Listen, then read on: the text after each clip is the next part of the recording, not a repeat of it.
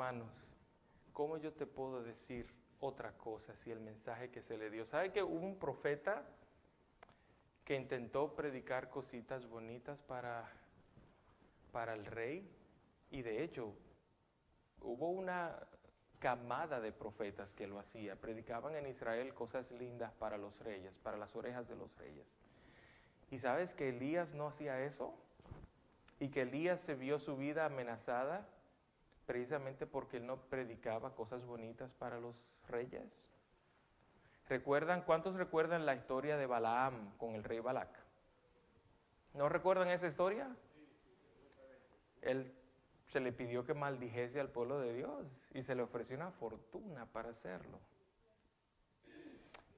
Hay veces que yo me siento como Jonás, honestamente. Durante años yo oré y les rogué a Dios, sácame de la ciudad, no quiero estar aquí más. Porque yo sé que lo que dice su palabra, tanto la luz mayor como la menor, es que las ciudades no son lugar apropiado para el corazón.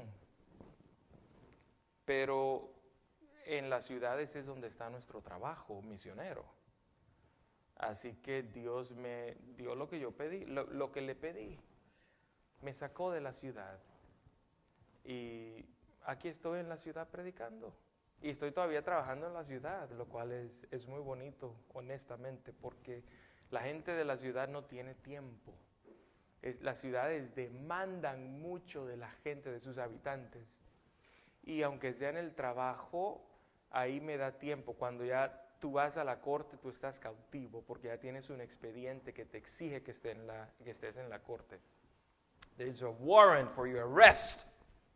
Hay una orden para tu arresto, tienes que ir a la corte. Y ahí si te encuentras con alguien que te dice, Jesús te ama, tu situación, aunque desesperada, tú puedes disfrutar del cielo ahí donde estás. Hay una tormenta que viene, mi gente. Ya el cielo empezó a ennegrecerse. Los vientos empezaron a soplar. Las olas del mar empezaron a levantarse. El aire empieza a apestar a sangre. La sangre de aquellos que pesarán sobre ti por tu testimonio si no se los das, si se los niegas. Ya no es hora de jugar a la iglesita.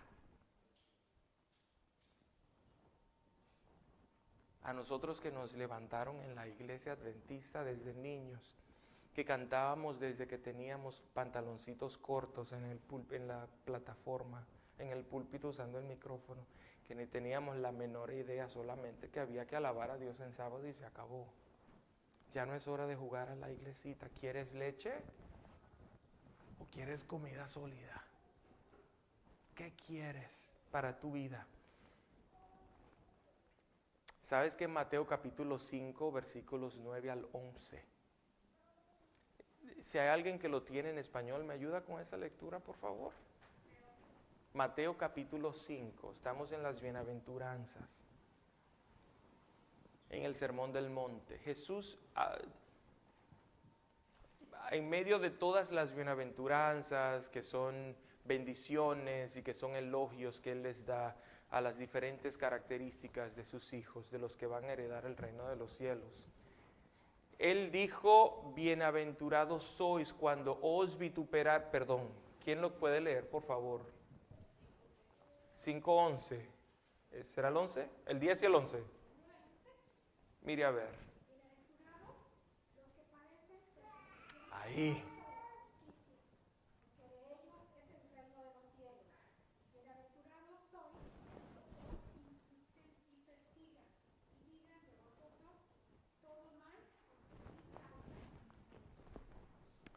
Queridos hermanos, yo no sé cuántos de ustedes han salido de nuestra iglesia corporativa.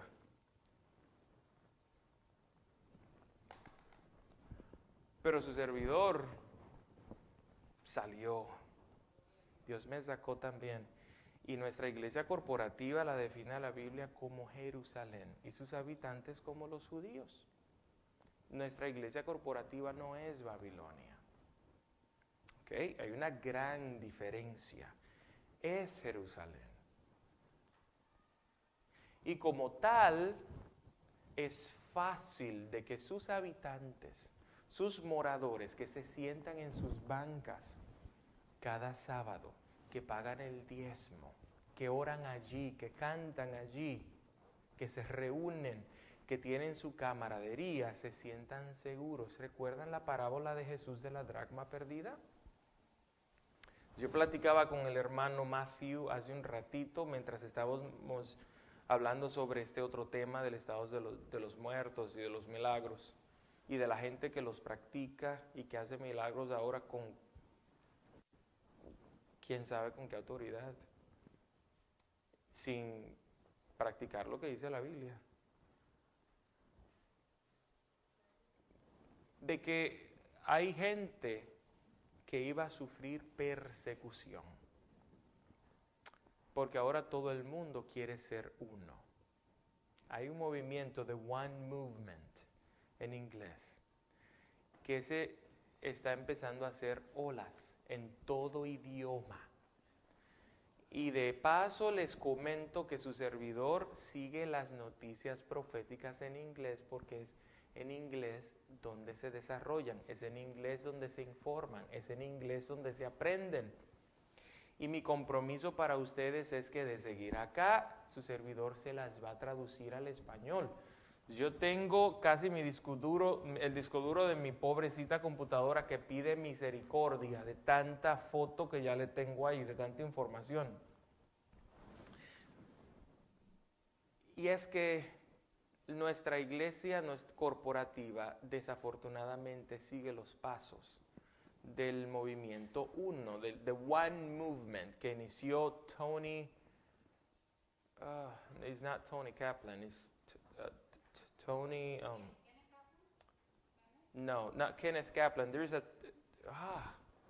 2015, 2016, there was a Tony that was preaching about the One Movement, the guy that started the whole thing. ¿Ustedes recuerdan? Era Tony, ay Dios mío, que murió en un accidente, tenía una motocicleta. Oh Dios mío, se me olvida el nombre y le estoy haciendo un disservice a ustedes, perdónenme, qué falta de respeto.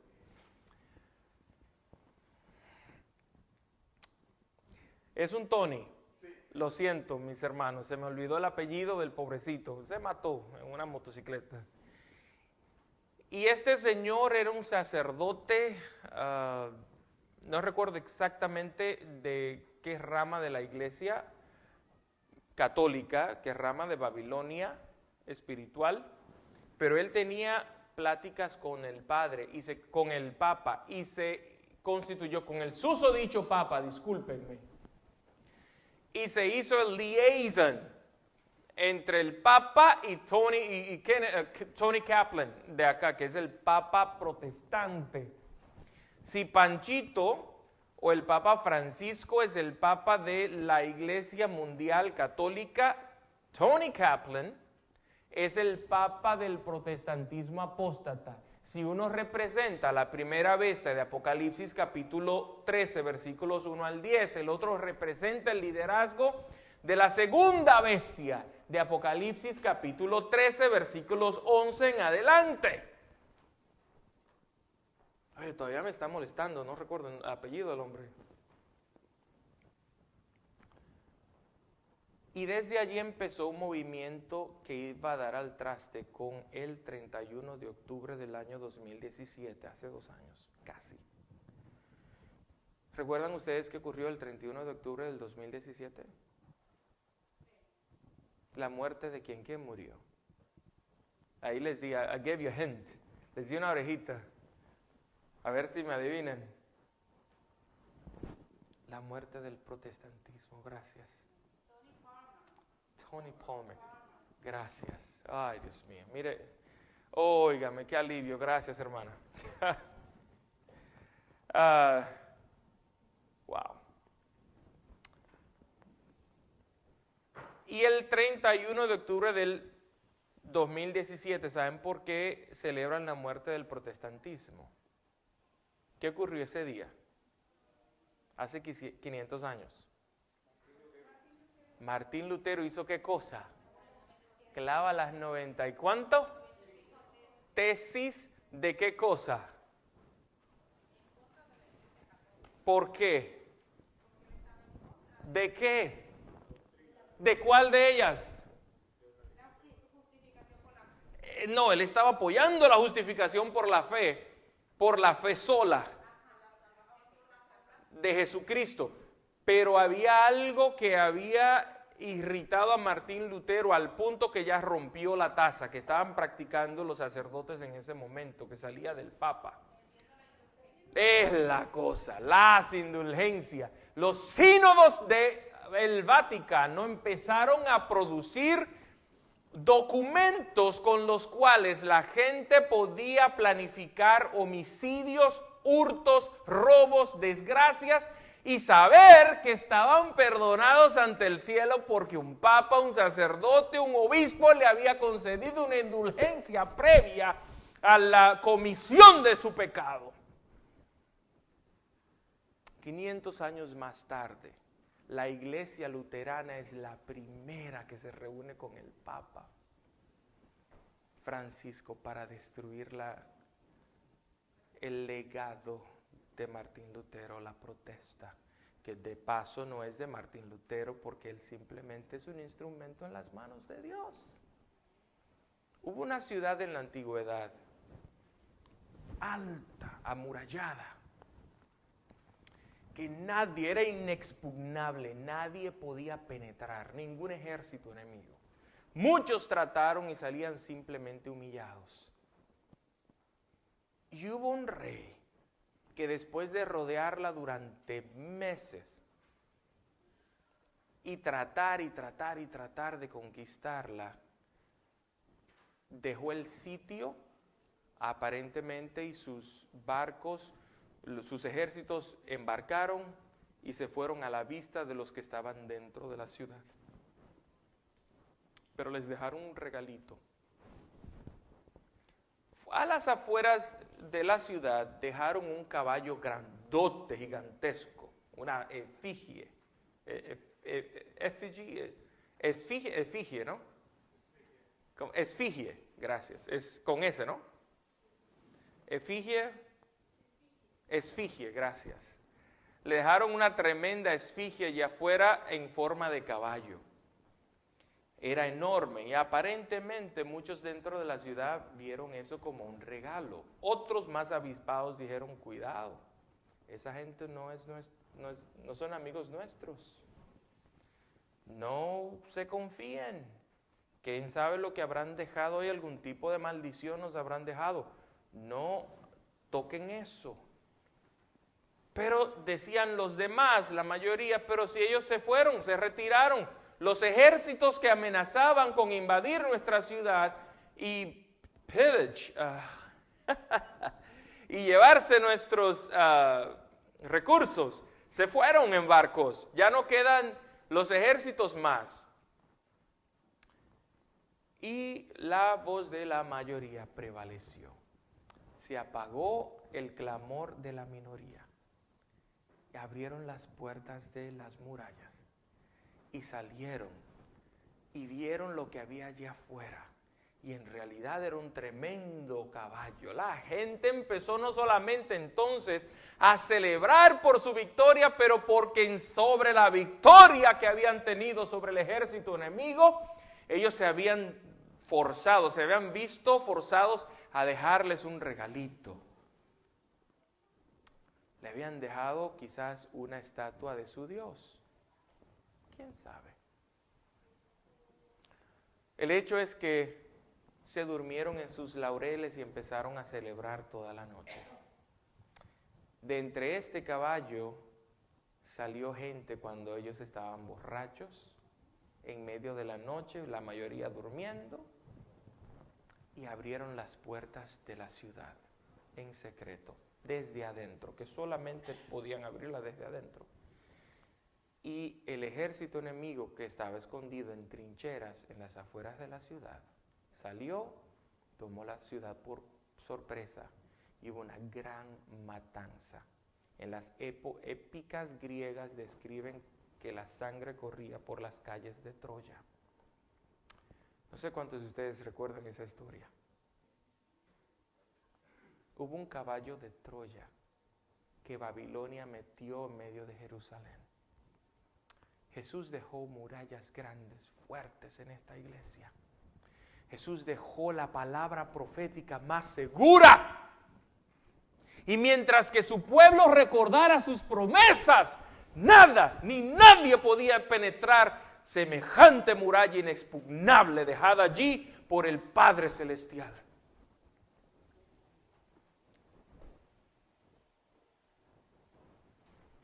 Pero en 1954, 1960, el entonces presidente de la Conferencia General y una comisión de la Conferencia General van al Vaticano. Le entregan algo al Papa y el Papa les entrega un medallón, algo así. ¿Recuerdan esa noticia? Yo las tengo acá en inglés. Y eso marcó un hito en la historia de nuestra iglesia. En 1980, 1980, un señor llamado Desmond Ford nos visita desde Australia. En Australia lo sacaron porque se dieron cuenta que el tipo era un jesuita disfrazado de adventista y es tremendo campeón en contra del santuario, de la doctrina adventista del santuario. Si tú eres adventista del séptimo día, tú sabes que la raíz de los adventistas es la doctrina del santuario. El sábado no es una doctrina adventista original. Ustedes sabían eso, ¿no? Nosotros heredamos el sábado de los bautistas del séptimo día, o metodistas. ¿Eran bautistas o metodistas? Bautistas del séptimo día. El sábado no es una doctrina original adventista. Y ni siquiera era de ellos porque el origen del sábado es ¿de quién? De Papá Dios, y Él se lo dio a la raza humana. Ah, no, el sábado de los judíos. Oh, really? ¿Cuántos judíos había en el huerto del Edén? Y cuando Dios les recordó, porque Éxodo 20 del 8 al 11 dice, te doy un nuevo mandamiento del cual no tienes que recordarte. Así es que dice, acordarte has del día de reposo para santificarlo. ¿A quién se lo dio? ¿A los judíos? Te equivocaste, se lo dio a todo Israel. Los judíos son descendientes de uno de los hijos de Jacob. Una de las tribus de Israel. ¿Dónde están las otras 11? Esa es una tareita que te dejo para otro tema. Porque Apocalipsis capítulo 7 versículos 4 al 8 menciona 12 tribus como características del Israel de Dios. Y a ese grupo les da el número de 144,000. En específico, con las características de cada tribu de Israel. No solamente la tribu de Judá. Así que los judíos son solamente uno entre 12 tribus. ¿Ok? ¿Y los judíos moran a dónde? En Jerusalén. Nosotros como herederos de la promesa, ¿cómo yo sé que somos herederos de la promesa? ¿Cómo yo sé que somos parte del Israel de Dios? ¿Dónde lo dice la Biblia? ¿Recuerdan cuando atormenté al pobre hermano esta mañana? ¿Dónde se halla eso en la Biblia? ¿Estás listo para anotar? Gálatas, capítulo 3. 25 al 29. Tú eres el Israel de Dios. Tú eres la simiente de Abraham. Y como tal, Dios te dejó en su santuario que se lo dio a todo el Israel, no a los judíos nada más, a todo el pueblo de Israel, antes de que se dividieran. El santuario. Así que es un gran simbolismo el hecho de que ¿Cuándo surgió la doctrina del santuario en la iglesia adventista? 1844, pero no había adventistas todavía. No eran adventistas todavía. Eran disidentes de todas las iglesias de su tiempo. Pero sí es cierto, salen en 1844. Pero ¿sabes que los adventistas en ese entonces no habían? Es un dato curioso, ¿no? Eran toditos disidentes, expulsados de sus iglesias, parias sociales y religiosos, locos, le decían esquizofrénicos, ustedes están locos. Si tu experiencia no se parece a esa, revísate. Tienes problemas. Porque usualmente a los hijos de Dios que se rigen su vida de un así, dice Jehová, les llaman disidentes, les llaman locos. Por eso te leí Mateo capítulo 5, les pedí que leyeran Mateo capítulo 5 del 9 al 11. Porque a mí me hicieron una especie de juicio de la Inquisición en Williamsburg. Ok, no sé cuántos de ustedes ya se enteraron de eso. It's out there. Simplemente porque yo dije, pero ¿qué pasó aquí? Miren lo que dice la palabra de Dios. No le creen al espíritu de profecía. Miren lo que dice la palabra de Dios. Esto está mal, aquello está mal. Tampoco le creen al espíritu de profecía ni a la palabra de Dios. Vamos al manual de la iglesia. ¿Qué dice el manual de la iglesia corporativa? No. Yo soy el pastor. Y aquí se hace lo que yo diga. Yo tengo la autoridad de la conferencia.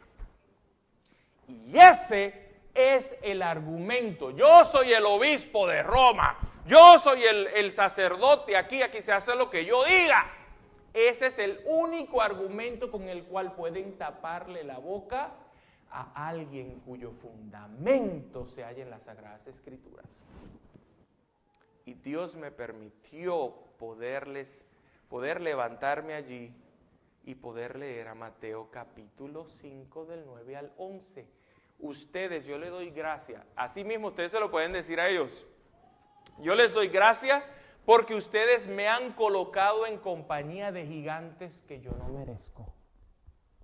Gentes que prefirieron ser parias y prefirieron servir a Dios mostrando su fidelidad hasta la muerte social o espiritual. ¿Por qué para mí es tan significativo? Yo soy una cuarta generación de adventistas. ¿Cuántas veces yo he dicho eso ya? Para mí no es igual que a otra persona que lo desfraternicen o que no me desfraternizaron, de paso, porque no hallaron forma, no hallaron con qué. Y no es porque no buscaron. Oh my God, ¿cómo buscaron? Revisaron mi vida de etapa. Fueron a mis páginas de Facebook. Yo tengo otro ministerio en Instagram. Oh, Dios mío, cómo buscaron, escarbaron para tratar de hallar alguna falta, alguna palabrita que haya dicho yo hace 8, 10, 12 años. Y gracias al cielo no encontraron nada.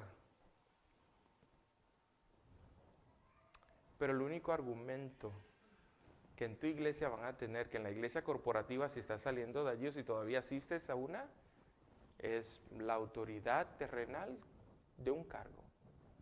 Ya.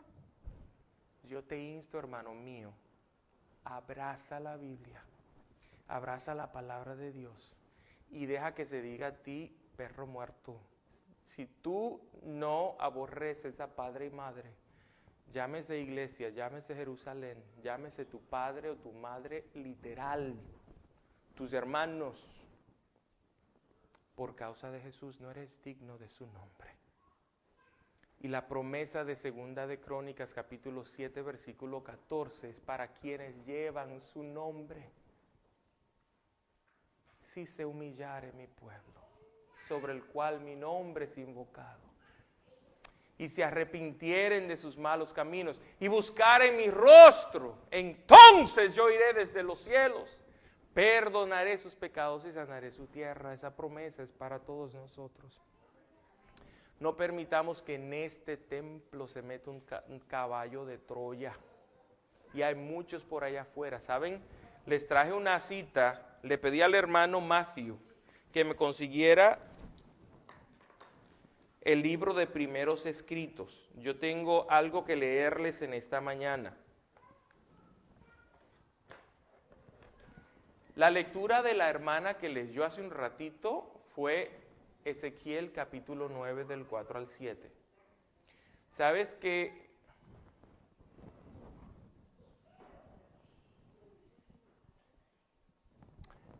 en Egipto, antes de que el pueblo de Israel saliera de Egipto, no los judíos no fueron los únicos en salir de Egipto, el pueblo de Israel, el Israel literal de Dios, no literal, el Israel genético, ¿ok?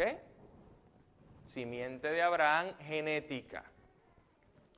Israel, antes de salir de Egipto, antes de aquella noche de la Pascua, sus casas o ellos tenían que ser sellados. ¿Cuál fue el sello que fue impuesto?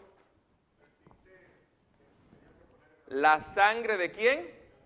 De un corderito sin mancha sobre el dintel exactamente de sus puertas. ¿Para qué se puso la sangre allí? Que muchos estoy seguro que no entendieron, de entre ellos, ¿para qué tenemos que matar al pobre corderito que yo me encariñé tanto con él?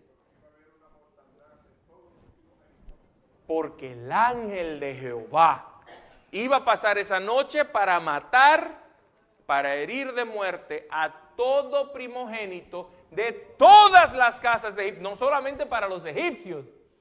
Las calamidades que vienen para el mundo no es solamente para los que están en Babilonia, sino para quienes residen en Jerusalén. Y les llevo primero a Egipto para que entiendan por qué les di a leer esta mañana a Ezequiel capítulo 9 del 4 al 7. El profeta vio en una visión como un varón vestido de lino se le dio un tintero como de escribano. ¿Recuerdan? Versículo 4, Ezequiel capítulo 9. Y se le dio la comisión, en este caso, ya no hombres, ya no seres humanos, pero ahora se le da la comisión al ángel de Jehová de que ponga un sello en la frente de todos aquellos que hacen dos cosas en Jerusalén. ¿Qué hacen? Gimen y claman, ¿por qué cosa? Que se cometen en medio de Babilonia, de Jerusalén. No. Pero si no somos Babilonia, nadie te dijo que eres Babilonia. Pero si nosotros somos judíos, claro. Vamos a Apocalipsis capítulo 2, versículo 9. ¿Qué dice ahí?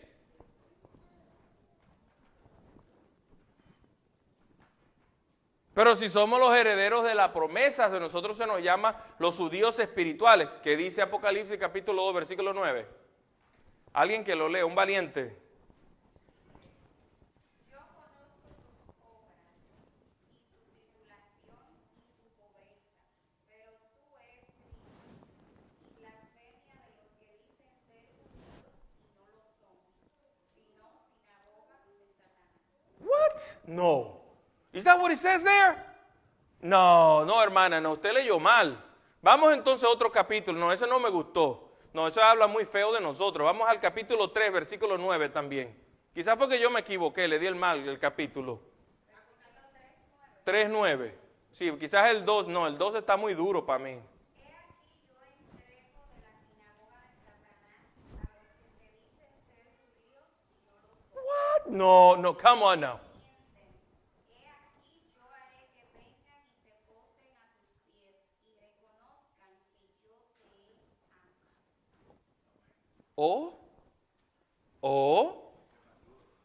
Más duro todavía, hermano, pero ¿qué me está pasando entonces? Voy para atrás como el cangrejo. Entonces, ¿para los judíos espirituales también viene un asunto? Entonces para todo el mundo, para los que están en Babilonia y los que están en Jerusalén. No puede ser. ¿Será posible? Vamos a Ezequiel entonces, capítulo 9, versículo 4. No puede ser. Para los judíos no. Es nada más para los babilonios. ¿Quién me ayuda? Sí, versículo 4. Vamos a empezar por ahí. Dice,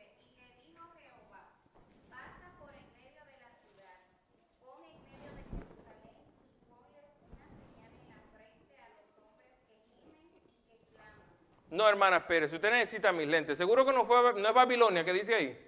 En medio de Babilonia. No hay que sellar a la gente que está en Babilonia porque son unos impíos ellos. Para los de Jerusalén, no. ¿Cómo va a ser? Leos otra vez, por favor.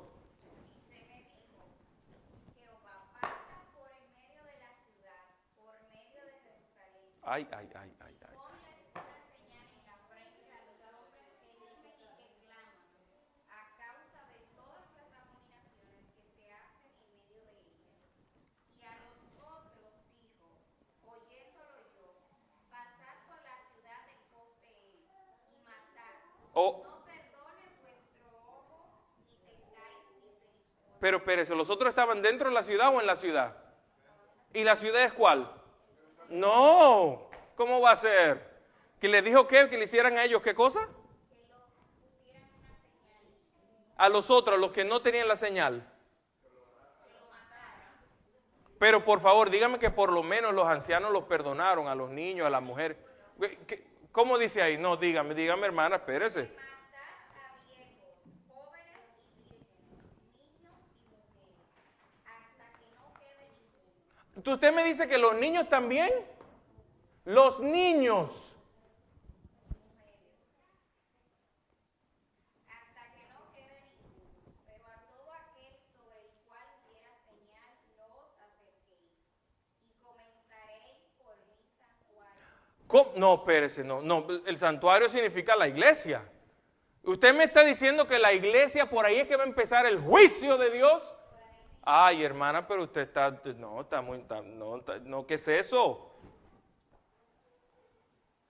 Comenzaron pues desde los varones ancianos que estaban delante del templo, y les dijo, contaminad la casa y llenad los atrios de muertos, salid y salieron, y mataron en la ciudad.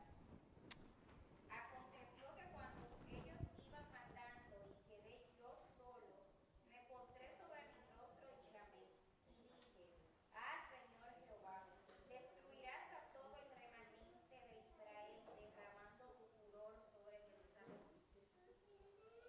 Entonces viene un juicio para la casa de Dios, viene un juicio para el santuario, viene un juicio para Jerusalén. ¿Qué significan que hay abominaciones? No puede ser en mi iglesia que yo amo, en la que yo nací, que nacieron mis padres, que nacieron mis abuelos. No puede ser en la que mis bisabuelos se bautizaron. En esa iglesia, tú me estás diciendo que va a ser perseguida por el ángel de Jehová primero, antes de los ejércitos de Babilonia, para ser dispersados. Hay una obra de sellamiento ocurriendo ahora, te aviso. Cuando tú ves las noticias de lo que está pasando, y pronto yo te voy a presentar estas noticias, que hoy están en inglés, pero yo tengo un montón de cosas para ti. Tengo un montón de cosas para darte. Me puedes poner el título del noticiero profético si te parece, no me importa, pero te abro los ojos. Esto no es lo más importante. Esto simplemente es una señal de otra cosa. Esto es Satanás obrando. Pero a medida que Satanás obra, se le permite trabajar, también a Jesús se le permite trabajar. Los dos van trabajando al mismo tiempo. Y si tú ves el avance de Satanás, el otro casi no lo ves. Jesús trabaja en forma imperceptible a tu vista. ¿Cuál es la obra de Jesús? El sellamiento, el tintero.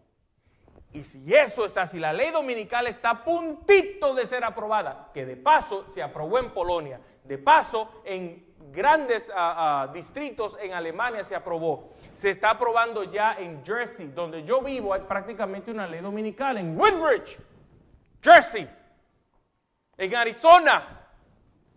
Esta señora, la senadora de Arizona, propuso una ley dominical para su estado. Qué lástima que no se ve. No se ve el título, pero el título es lo que dice. Es lo que ella está diciendo. Después nosotros arreglamos eso para que sea mejor. Eso significa que Jesús está trabajando activamente sellando a 144,000 personas en este momento. Si tú piensas que los 144,000 no hay uno todavía, te tengo noticias, mi hermano, te estás a puntito de quedar asando batata. Esa gente está terminando. Si esto se está a punto de dar, si la ley dominical está a punto de pasar, los 144,000, ese número está casi enterecito. Y una vez que ocurra, que se termine de sellar el último de los 144,000, nomás quedan mártires a partir de ahí, que se van a salvar, pero como mártires, o se van a perder. Una de dos.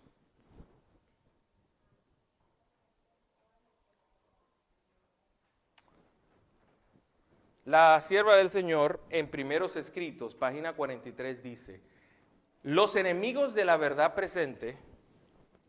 ¿Quiénes son los enemigos de la verdad presente? ¿Los que están en Babilonia? Los que están adentro de Jerusalén. Los que dicen que son judíos y no lo son, pero que son ¿quiénes? ¿Y quién dijo que son sinagoga de Satanás? ¿El pastor Peña?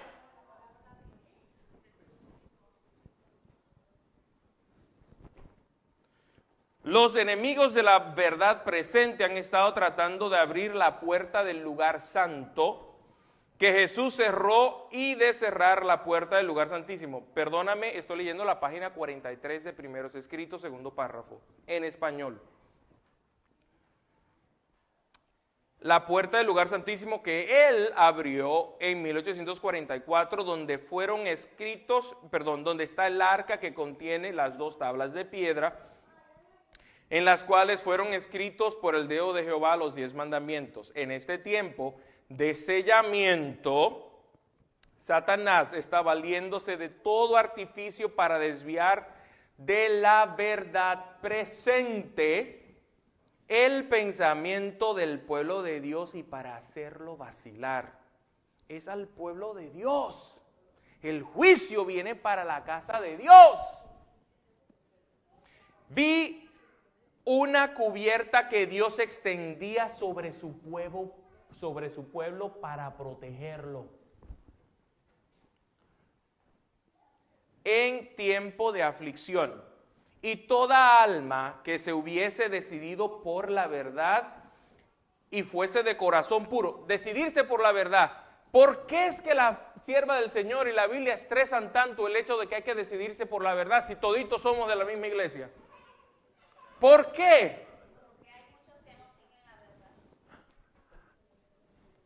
¿Sabían ustedes que la persecución va a empezar desde adentro?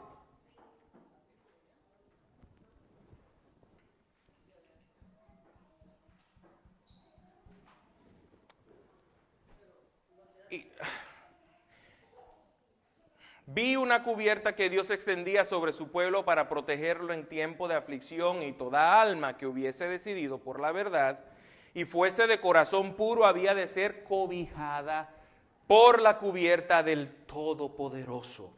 Satanás sabía esto y obraba con gran poder para mantener vacilantes y perturbados acerca de la verdad a tantos como le fuese posible. Vi que los golpes misteriosos de Nueva York y otros lugares provenían del poder satánico. 9/11, how about those towers in 9/11? How about them Apple? Y que tales cosas se volverían cada vez más comunes y se revestirían de un manto religioso con el fin de inducir a los engañados a sentirse seguros y para desviar, si fuese posible, la atención del pueblo de Dios hacia ellas y hacerle dudar de las enseñanzas del poder del Espíritu Santo. Oh, para que todos seamos uno. Juan 17:7. Hay que ser, no, uno no puede ser. Me dijo un pastor cuando yo recién llegaba a la ciudad de New York, y para el que empecé a ser asistente de pastor, me dijo: no, Dios no te enseñó para ser, Dios no te llamó para ser diferente, ese no es tu trabajo, tú no tienes que defender la verdad se defiende sola. Really? Entonces, eso me dice, eso, claro, me lo dijo ese senior pastor. Oh, entonces Dios nunca tuvo paladines de la verdad. Dios nunca tuvo apóstoles. ¿Qué tal de los apóstoles que fueron llevados hasta la cruz, echados en calderas? ¿Qué tal el mismo Jesús? No, porque la verdad se defiende sola. ¿Y qué pasó con Jesús? ¿Recuerdan lo que pasó cuando querían apedrearlo en el templo, que se les tuvo que desaparecer porque todavía no era su tiempo? Entonces, ese no es mi trabajo. Oiga, yo me seguí como borreguito. Yo, pero de verdad es un pastor, a senior pastor, telling me this. Y me llevó a la iglesia el pastor Zimbala en Brooklyn Tabernacle the next Sunday morning. Y perdón, ya empecé a hablar inglés. Problema, esta gente hablando en lenguas. By the way, that is the true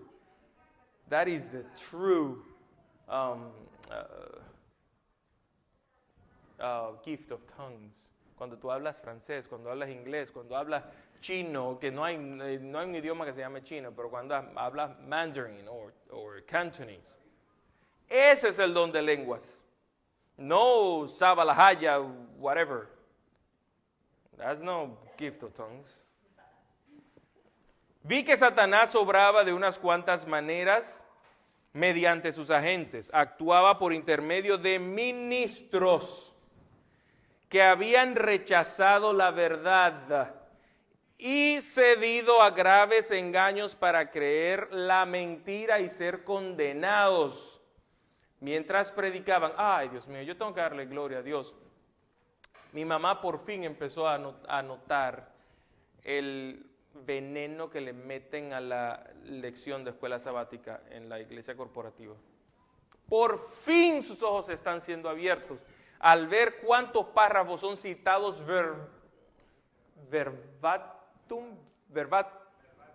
verbalmente. O sea,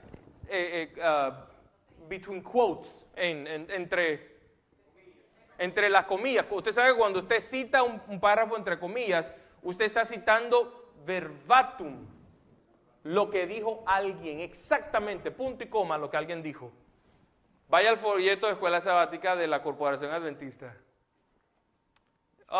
Dios mío, gracias a Dios que ya lo vio. Y yo tengo acá muchísimos del folleto que sale de escuela sabática en online. You'll see. Y yo predicando de esto, yo lo oraba a mis padres, Señor, a mi Dios, Señor, ilumina la verdad a mis padres que están vivos aún. Déjales ver. Dales de tu colirio para que vean que no somos sino ciegos, desnudos. Mientras predicaban y oraban, algunos caían postrados y desvalidos, no por el poder del Espíritu Santo, que era lo que hablábamos esta mañana, sino por el poder de Satanás infundidos en esos agentes y por su intermedio en la gente. ¿Recuerdan lo que pasó ahora en Coachella? De Kanye West. Do you know about that? You better. Si no sabe de eso, olvídalo. Tranquilo. Pero eso se está metiendo en la iglesia. Mientras predicaban, oraban y conversaban, algunos adventistas profesos que habían rechazado la verdad presente se valían de el mesmerismo para ganar adherentes, y la gente se regocijaba en esta influencia porque pensaba que era del Espíritu Santo. ¿Saben cuál es el mesmerismo, verdad? El hipnotismo. Esa gente que viene y te dice, hermana, yo siento que esta mañana usted, yo sé esta mañana, lo que usted estaba pensando esta mañana, yo veo que usted tiene que doblar a la derecha o a la izquierda o arriba o abajo, lo que sea. Ojo pelado. Ojo pelado, mi gente. Hasta hubo algunos que empleaban, estaban tan sumidos en las tinieblas y el engaño del diablo que creían ejercer un poder que Dios les había dado. Tanto habían igualado a Dios consigo mismos que consideraban su poder como cosa sin valor. Satanás probaba cada una de sus artes para sujetarlos.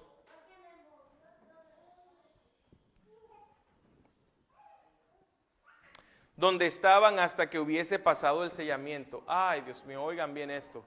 Si ustedes tienen gente, familiares, hermanos, tíos, vecinos, amigos, compañeros de estudio que estudiaron juntos, fueron al colegio adventista juntos, miren lo que dice aquí. Satanás probaba cada una de sus artes para sujetarlos donde estaban hasta que hubiese pasado el sellamiento,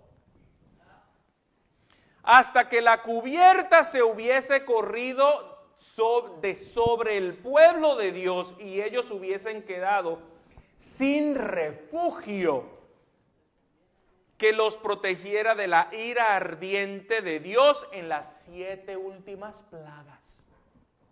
Dios ha comenzado a correr esta cubierta de sobre su pueblo.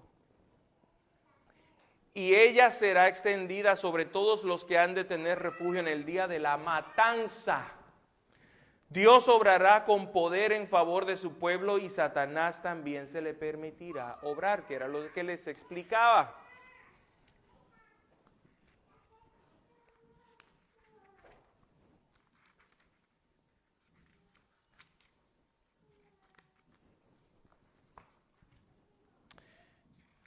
Mi gente,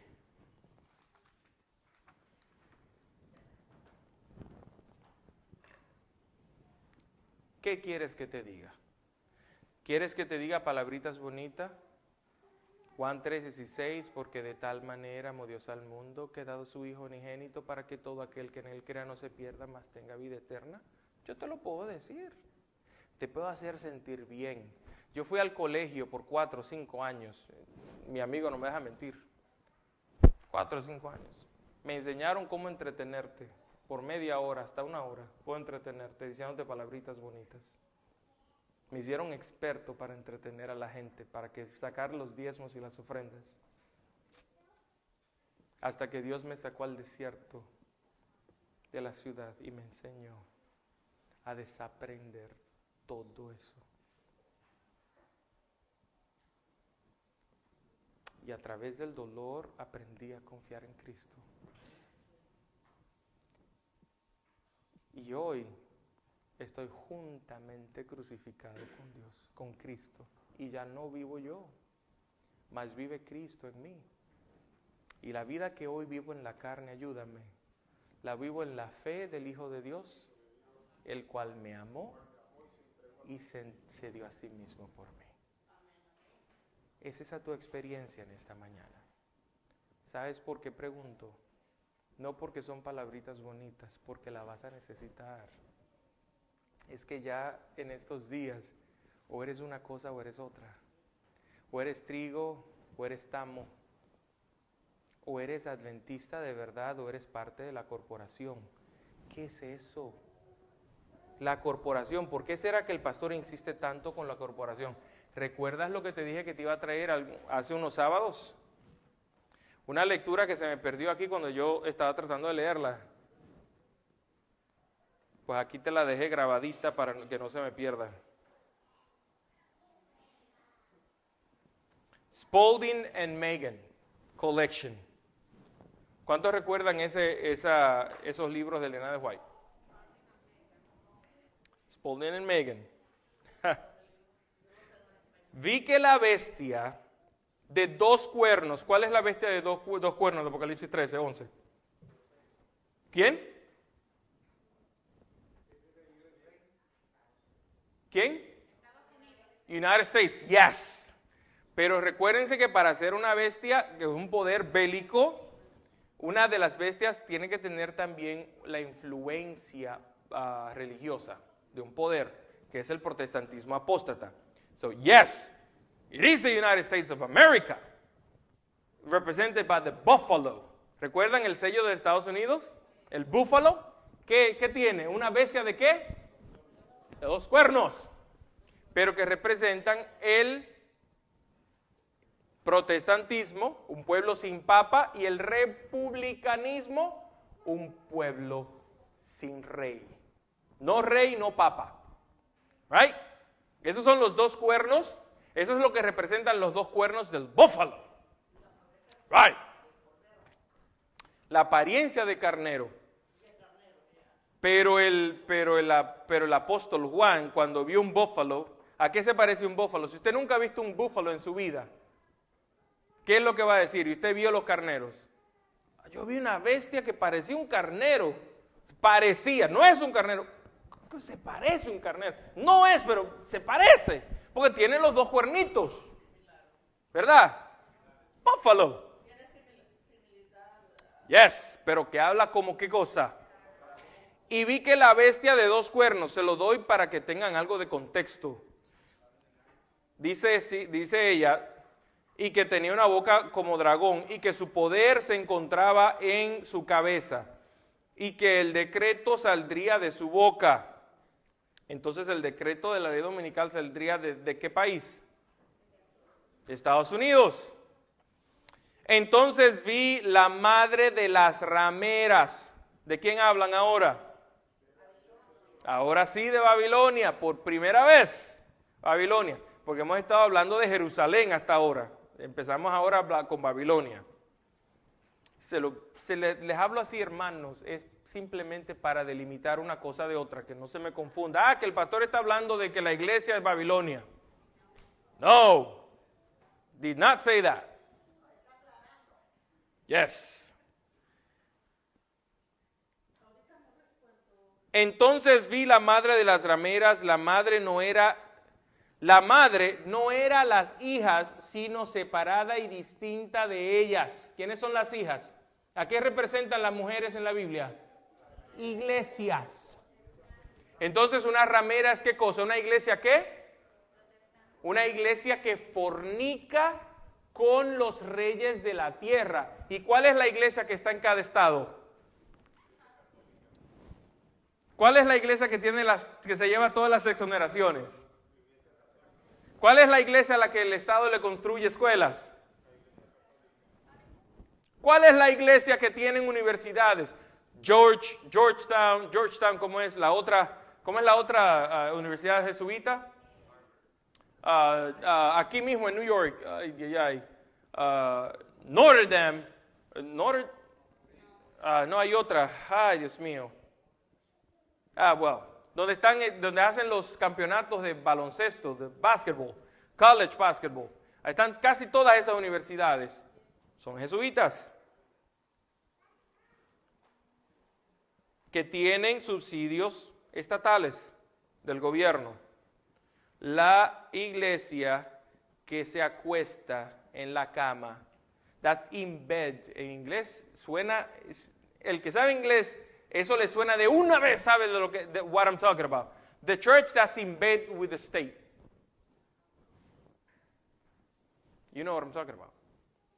La iglesia que está en la cama con el Estado.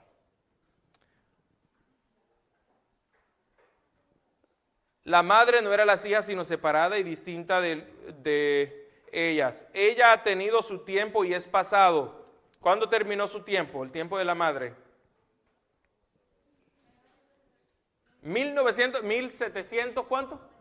98. ¿Cuándo empezó su tiempo? 538, gracias. Óigame, ¿cómo me atacaron a mí por enseñar eso en Williamsburg? Ah, santo. Increíble. Y sus hijas, las sectas protestantes, eran lo próximo a subir al escenario y actuar con la misma mente que tuvo la madre cuando persiguió a los santos. Antes del 31 de octubre de 2017, tú le decías eso a alguien y te decía, no, las iglesias protestantes no, jamás se van a unir con la iglesia católica. Ahora, now you're looking at me like I have two heads.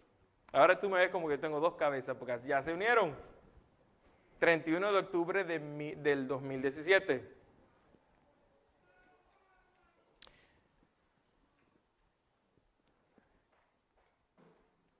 Ella ha tenido su tiempo y es pasado de sus hijas. Las sectas protestantes eran lo próximo a subir al escenario y actuar con la misma mente que tuvo la madre cuando persiguió a los santos. Ojo pelado, estamos hablando de la iglesia bautista, metodista, pentecostal, la iglesia de Dios. Van a perseguir igualito que la iglesia católica a los santos. Vi que como la madre ha estado declinando en poder, las hijas han estado creciendo y pronto ejercerán el poder una vez ejercitado por la madre. ¿Cuál poder ejercitó la madre? La Inquisición. ¿Qué pasaba en la Inquisición con los que predicaban la verdad, con los valdenses? ¿Le llevaban rositas? ¡Oh! ¿Y por qué? Porque eran criminales. ¿Cuál era el delito? ¡Ah! Decir la verdad.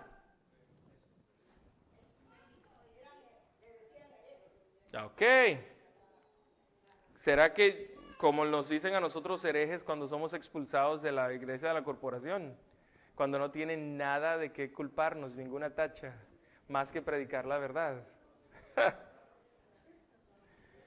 Entonces los católicos impulsaron a los protestantes en seguir adelante y emitir un decreto diciendo que todo el que no observe el primer día de la semana en sustitución del séptimo día debiera morir.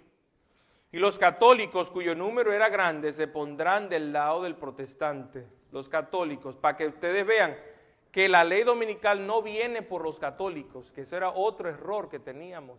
¿Viene por quiénes? Por los protestantes, que olvidaron de dónde salieron. Se le olvidó por qué protestaban.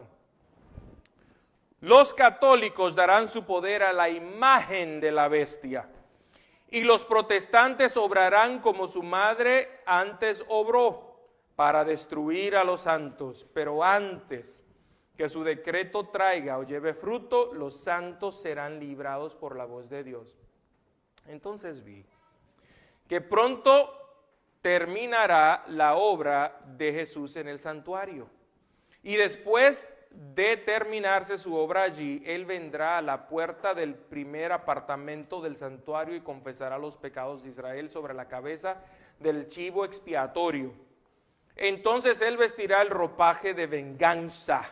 Entonces las plagas caerán sobre los impíos y ellas no vienen hasta que Jesús se ponga la vestidura y asuma su lugar sobre la nube blanca.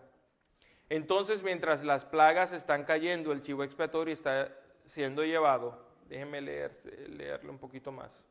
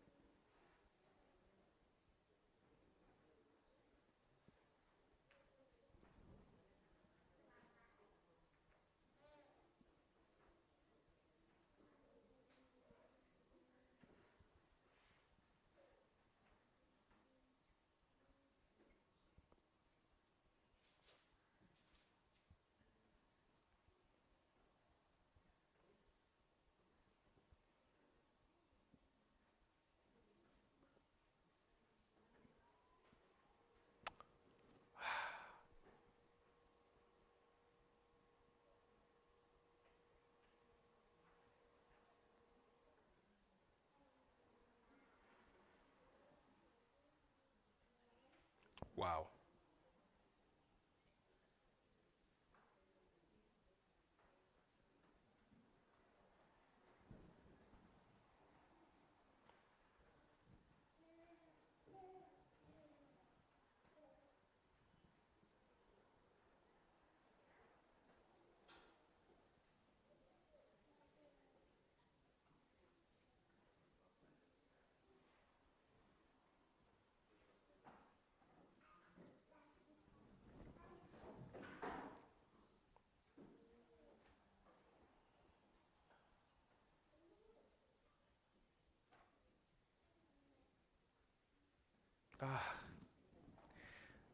Dios mío, lamentablemente lo tengo en inglés. Dios mío, qué barbaridad, mi gente linda.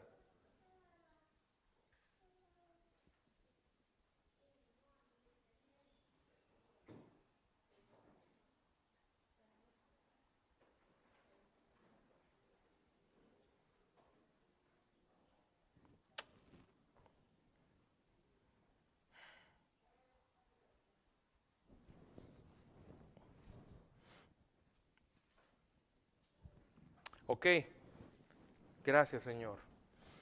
Miren lo que dice el tercer párrafo, que era el párrafo que estaba buscando.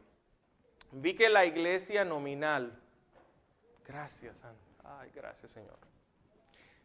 Disculpen la pausa, pero es que me propuse a leerles esto. Tienen que saberlo. Vi que la iglesia nominal, ¿cuál es la iglesia nominal? La que lleva el qué cosa? El nombre. Y desde 1984, ¿cuál es la iglesia que le puso un trademark al nombre? La corporación, la conferencia general, ¿cierto o falso? De tal manera que hay como 7 u 8 sectas de adventistas que no pueden llevar el nombre de adventista del séptimo día, porque los demandan. ¿Ok? Y se hacen llamar, si no recuerdo mal, a Iglesia Adventista del Séptimo Día Libre. Free Seventh Day Adventists. ¿Ok? That's big. That's pretty big. Vi que la iglesia nominal, es decir, la que lleva el nombre, y los adventistas nominales, ahora ya hablamos de los individuos feligreses de esas iglesias, como Judas nos traicionarían y entregarían a los católicos para obtener influencia de ellos e ir en contra de la verdad.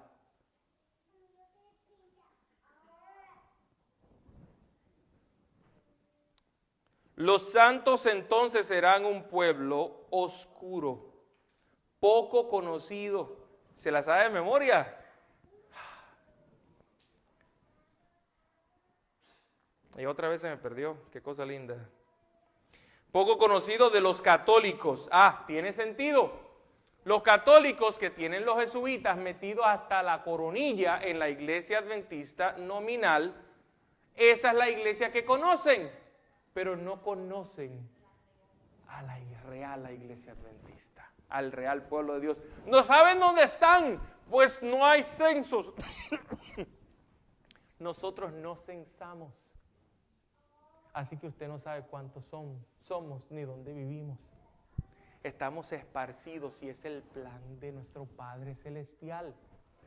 En la iglesia allí, usted puede encontrar una iglesia adventista en un grupito en Queens, en otro grupito en Jamaica, en otro grupito en Brooklyn, en otro grupito en Jersey, en Pennsylvania. You don't know who they are. We don't even know each other. En casas hay grupos.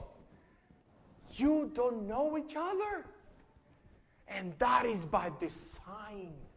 Eso es por diseño inteligente de nuestro Padre Celestial. Vi que los santos entonces serían un pueblo oscuro, poco conocido de los católicos. Pero las iglesias y los adventistas nominales que conocen nuestra fe y costumbres, aquí va tus primitos, tus compañeros de estudio que estudiaron contigo en la escuela adventista, en la escuela sabática, lo que sea, que eran tus compañeros de banco, nos aborrecieron debido al sábado. Do you understand what I'm saying? Adventistas del séptimo día ahora se van a tornar y nos van a aborrecer por el sábado. Nadie va de la verdad al error de la noche a la mañana. Así que la transición para poder aceptar el error ha venido desde hace tiempo, hermanos. Y a medida que rechazan a cada profeta, a cada hijo de Dios, a los que les son enviados, ellos abrazan más el error, se acercan más al error, se alejan más de la verdad. Y hace posible que acepten eventualmente el domingo. Por eso, dice ella, vi que los adventistas nos aborrecieron debido al sábado, pues no pudieron refutar su solidez. ¿Quién puede probarnos a nosotros que el sábado no es el día de reposo, que el séptimo día? ¿Quién puede? A cualquiera de ustedes. Yo reto a cualquiera que trate de convencer a ustedes, a cualquiera, hasta el más chiquito, que el sábado no es el día de reposo. Can't.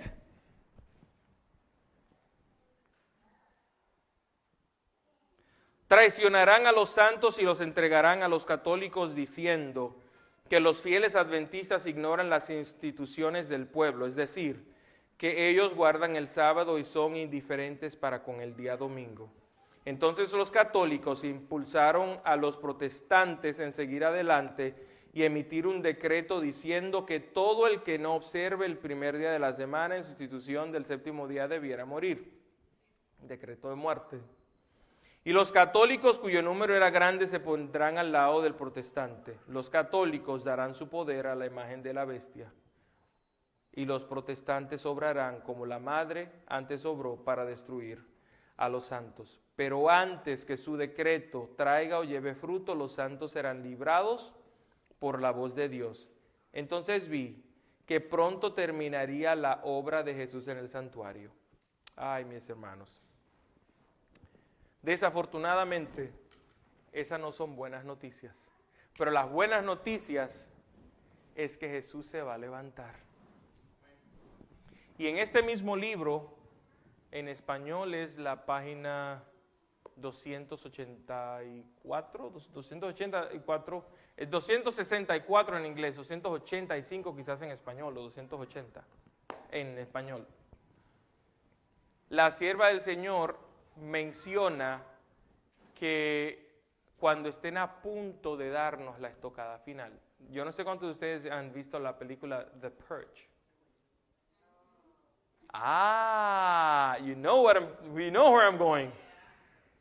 A los adventistas los van a perseguir, al remanente los van a perseguir para matarlos for sport.